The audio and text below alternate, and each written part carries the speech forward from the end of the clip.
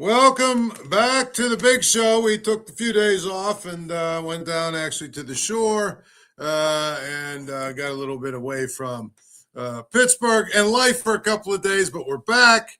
The big show is back, and as always, it's me, Paul Zeise. We do what we do to make sure that we cover Pittsburgh sports the best way we possibly can and do. And so hopefully you join us every day. We'll be back every day this week, actually. We will do the big show, and we will talk about Pittsburgh sports. Now, I'll tell you what's kind of hilarious to me. It seems like we've been talking about Aaron Rodgers signing with the Steelers for, 5 years, 7 years? Okay, not that long, but you get my point. And my point is this. Very simple. Okay? My point is this. It's going to happen. We just don't know when. Now, there are some people who have conspiracy theories about it. And, I've even read some that say some stuff about, what about the fact that there's other teams that might need a quarterback and he's still trying to play both sides to the middle or whatever that stupid saying is. Listen, with Aaron Rodgers, it's very simple. There's no ands, ifs, or buts here. Either Aaron Rodgers is going to play for the Steelers this year or Aaron Rodgers is not going to play this year, at least not to start the season.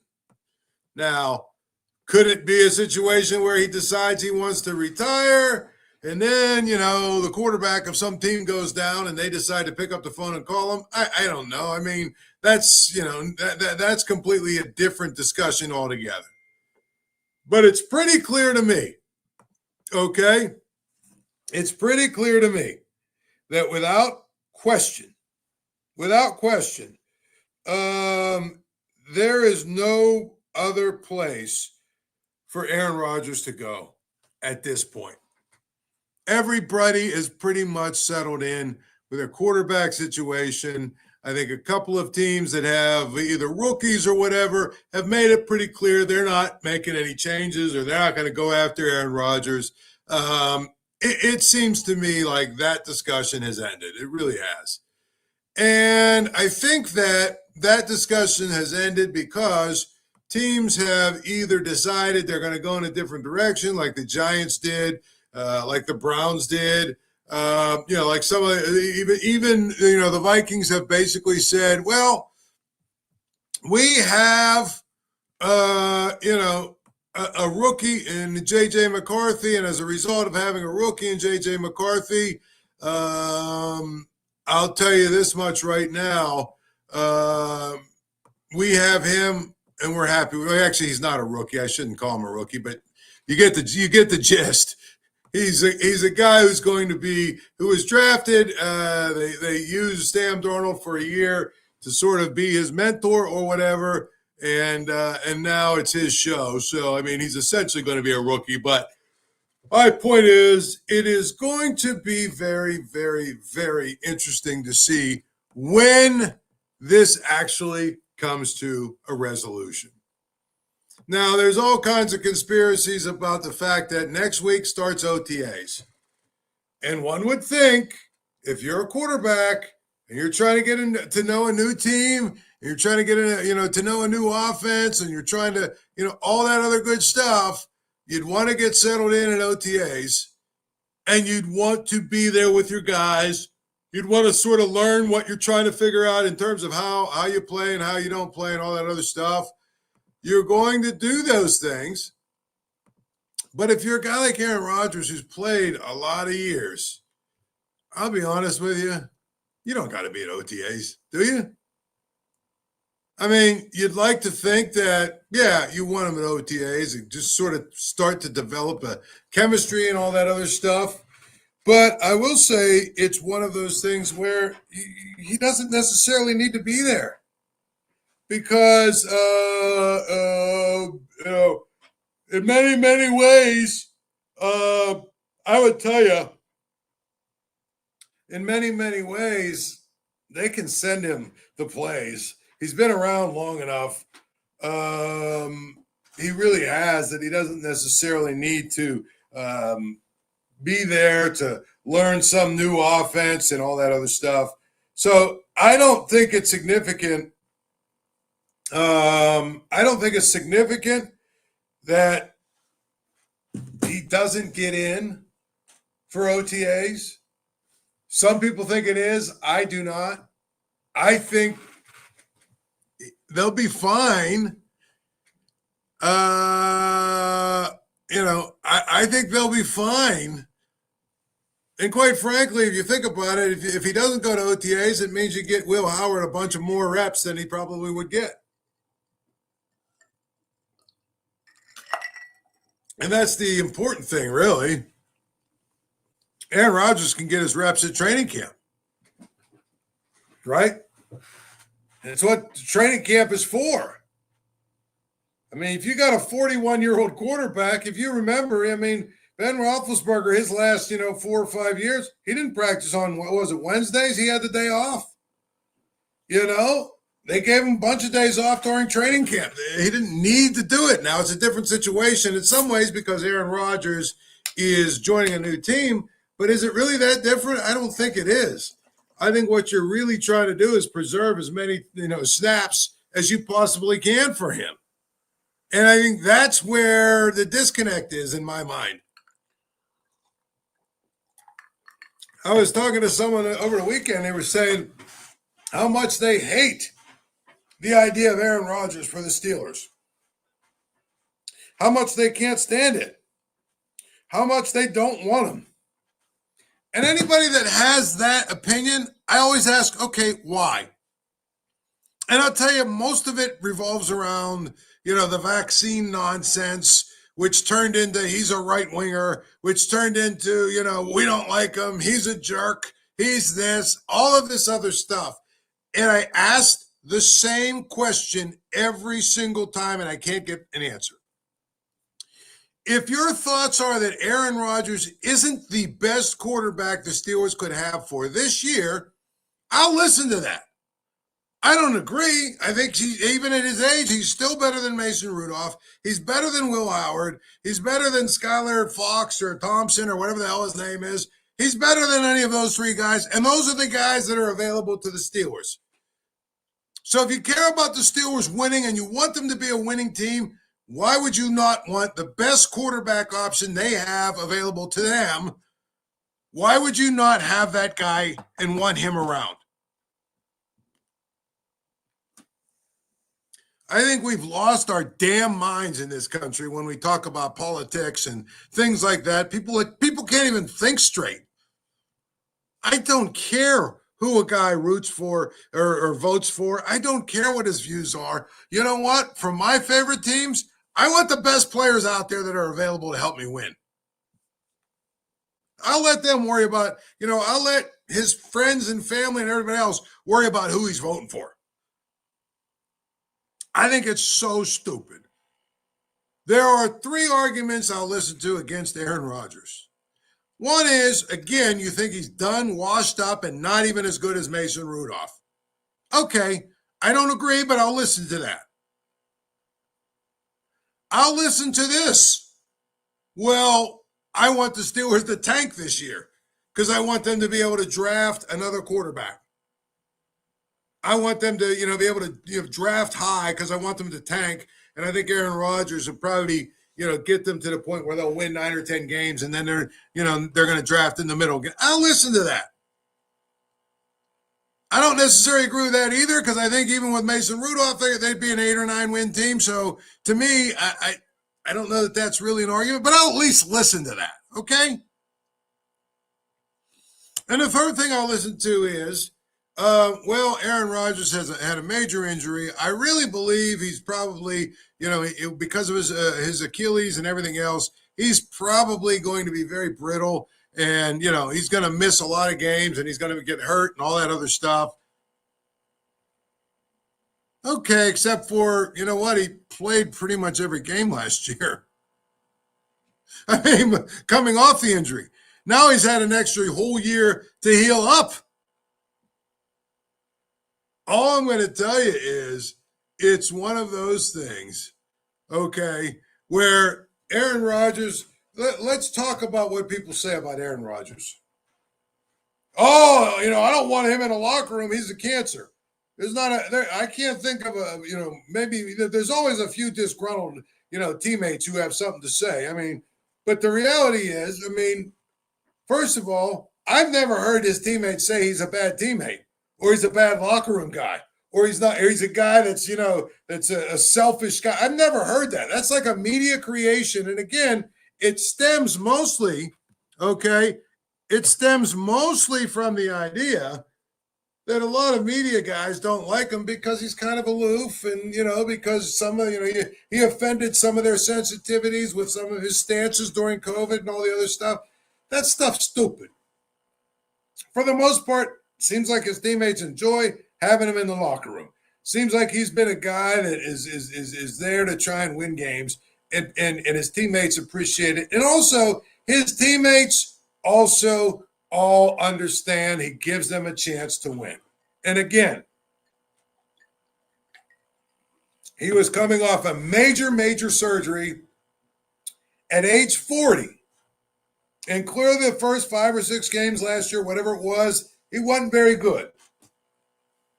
But the last 10 games, he had 18 touchdowns and 4 interceptions.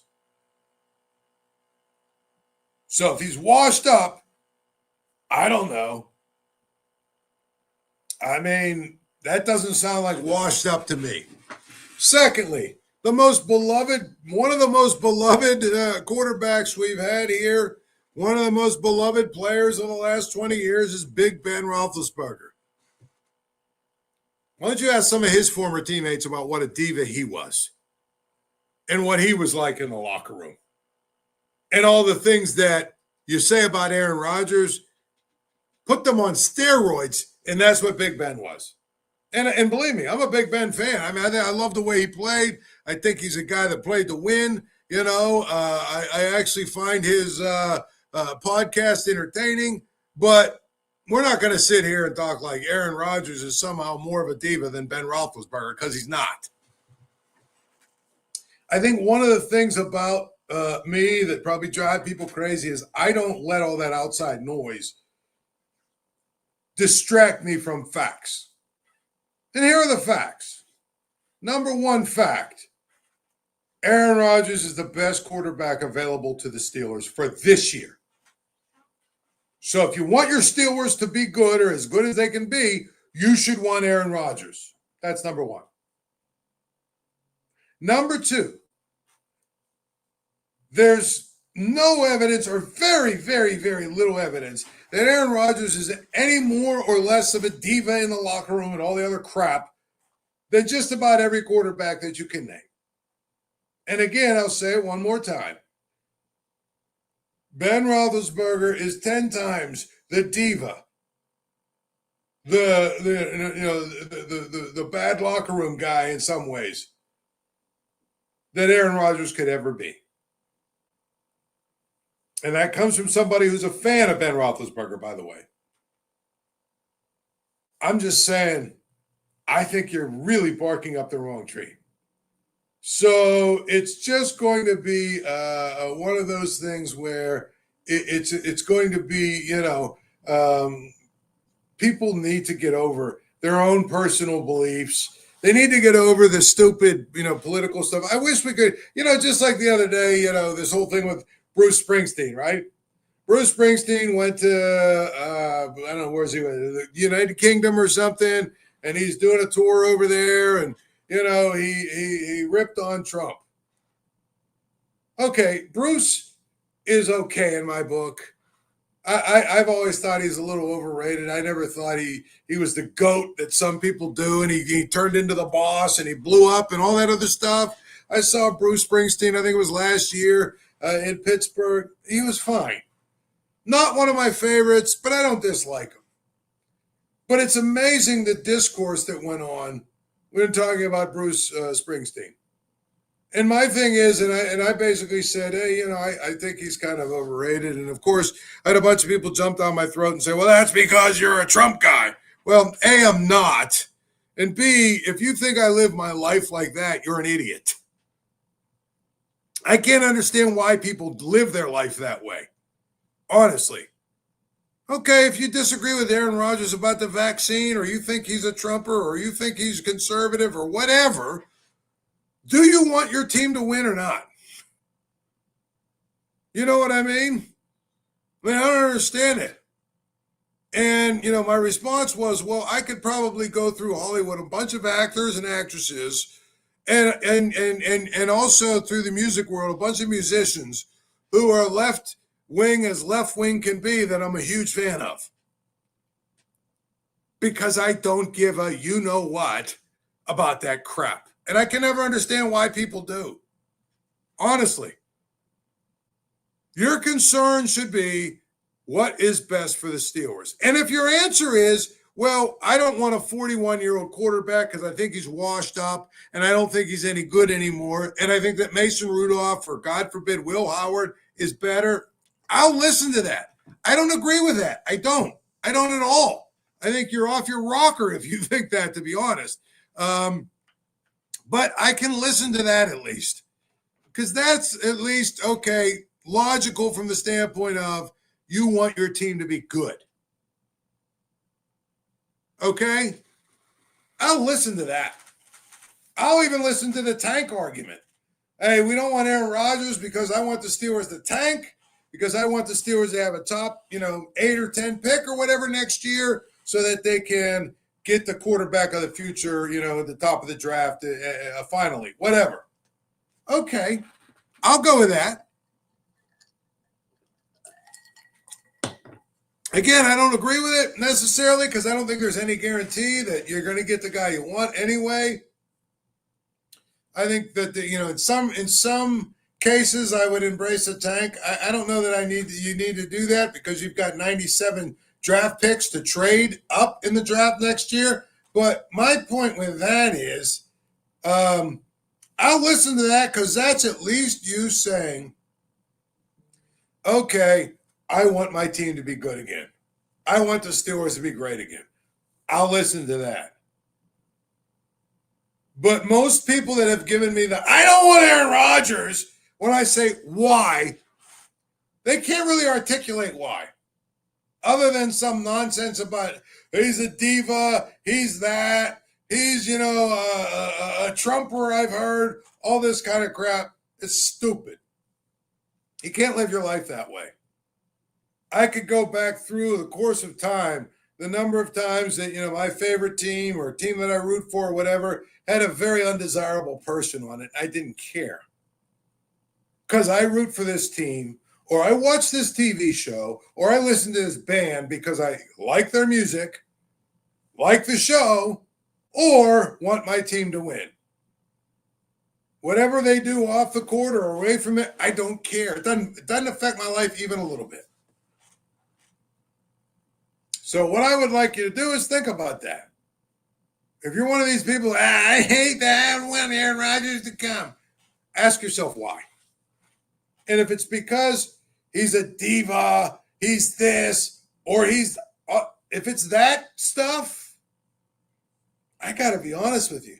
I'm not sure what you're willing to do or willing to tolerate or take, but there's a whole lot of people that have been on the Steelers over the last 15, 20 years that are a whole lot less desirable as human beings than Aaron Rodgers, who, by all accounts, seems to be a pretty good guy. I mean, by all accounts, he seems to be a pretty good guy. And quite frankly, he's a guy that's, we like the sort of the underdog story. He was motivated by the fact that he was overlooked coming out of high school. He was overlooked coming out of college. And he's done everything in his power to prove that he deserves, that he belongs to be among the best of the best of the best. That's what I'm telling you. So it's going to be real interesting to see where they are going or coming. Okay? But it's very clear to me that Aaron Rodgers will be here. Whether he's here at OTAs or not, who cares? And you know what? If he misses OTAs and this becomes a story, it'd be stupid. Period. But here you go.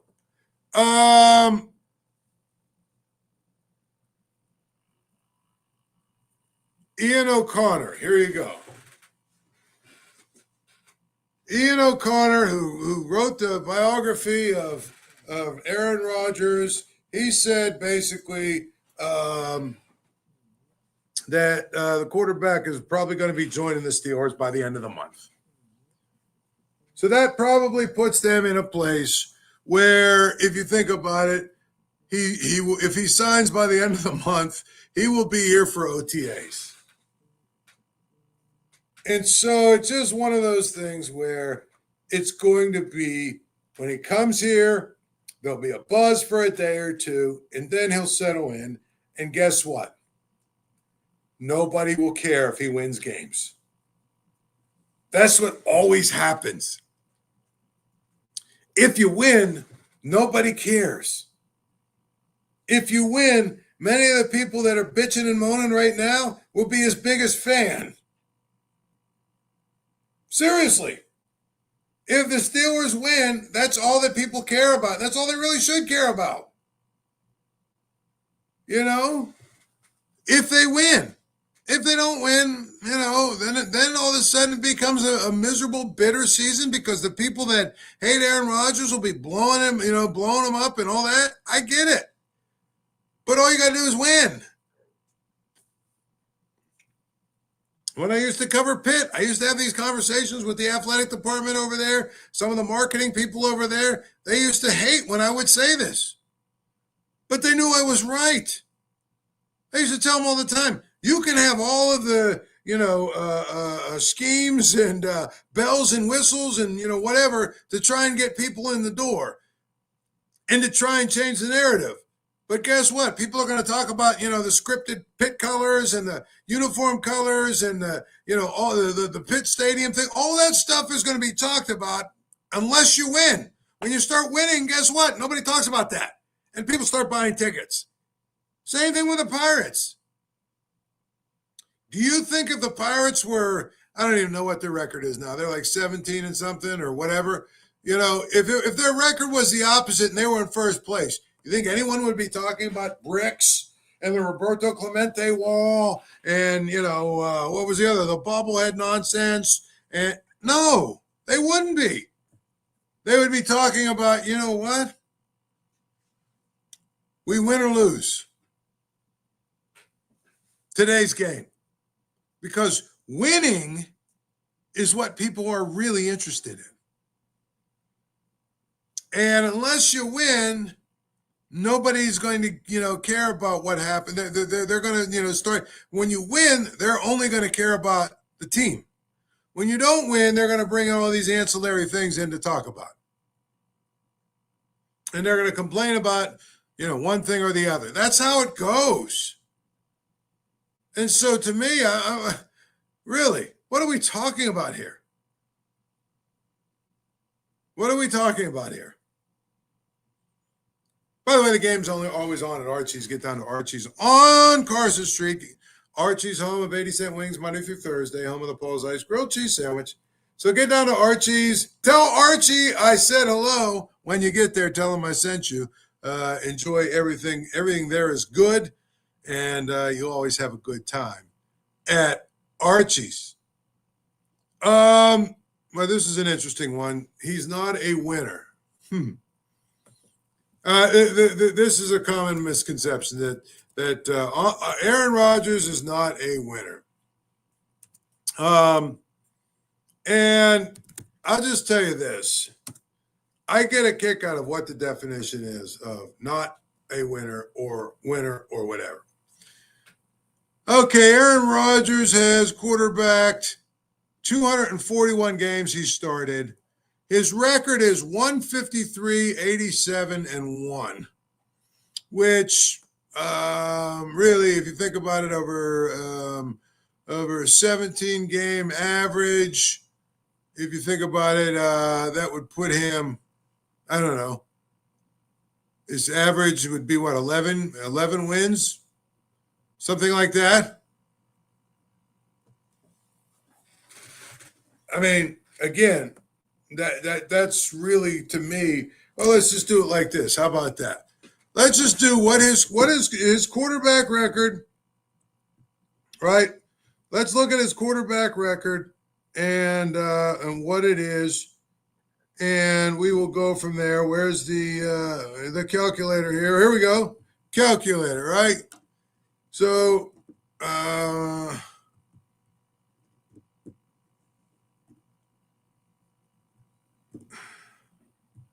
hang on here.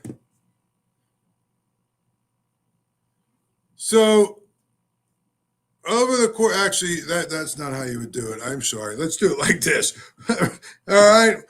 153 plus 87 plus 1 equals 241 divided by 17 equals 14. Okay. 14, basically. All right, here we go.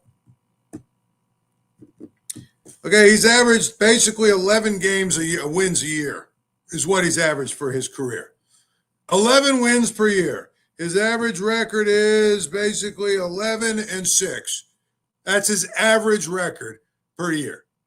He's had, multiple 13-win seasons, a 14-win season, but average 11 wins a year. Okay.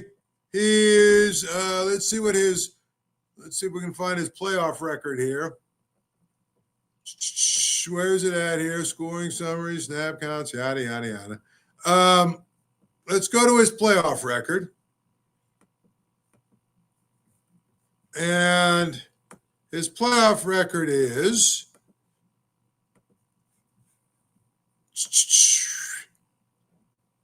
11-10. So he has a winning record in the playoffs. 11-10. 1, 2, 3, 4, 5, 6, 7 times he won at least one playoff game. So I'm just saying to you, and he has a Super Bowl. Anybody that says he's not a winner is just silly. It is ridiculous. Now, on a different note, Pirates lost again Sunday to the Mets. 4th game in a row Paul Skenes started. Was it Sunday? Yeah. 4th game in a row Paul Skenes started that the Pirates managed to lose. He went complete game, gave up 1 run, and lost 1-0. This has kind of been a thing over the last few days. People have been talking about how the Pirates need to trade Paul Skenes. I even read one guy who wrote something to the effect of they need to trade him for his own good. No, they don't trade him for his own good. The system is that he is the Pirates' property for another 5 years. That's how it is. It's not holding somebody hostage. That's just how it is. The argument to trade him is this, and this is the argument I would make. Unless you're delusional,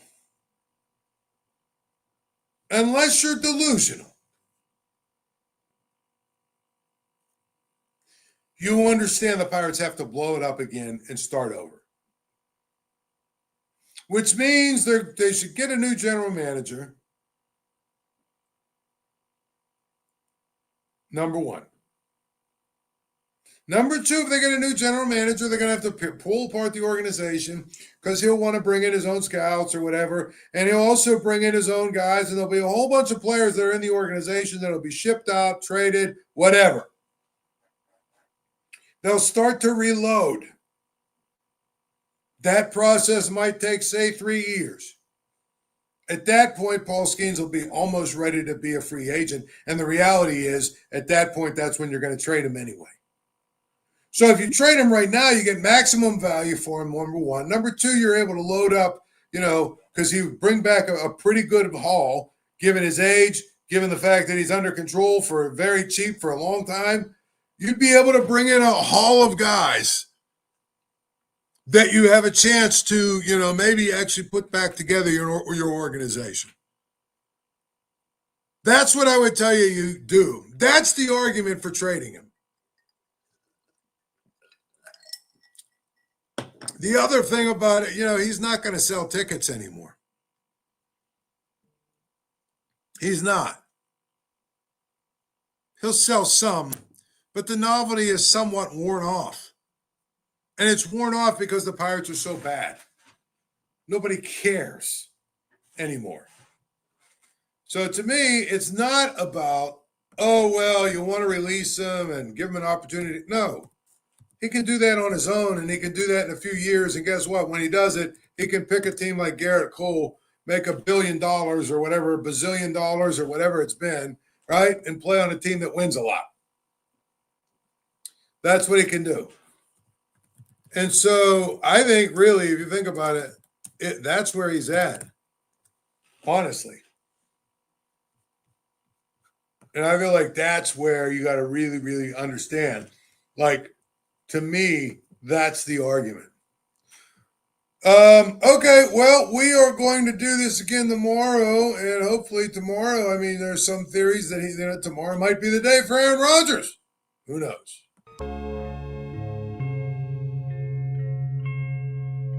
Thank you for checking out this content from Post-Gazette Sports. If you watch this video on YouTube, please like the video and subscribe to our channel.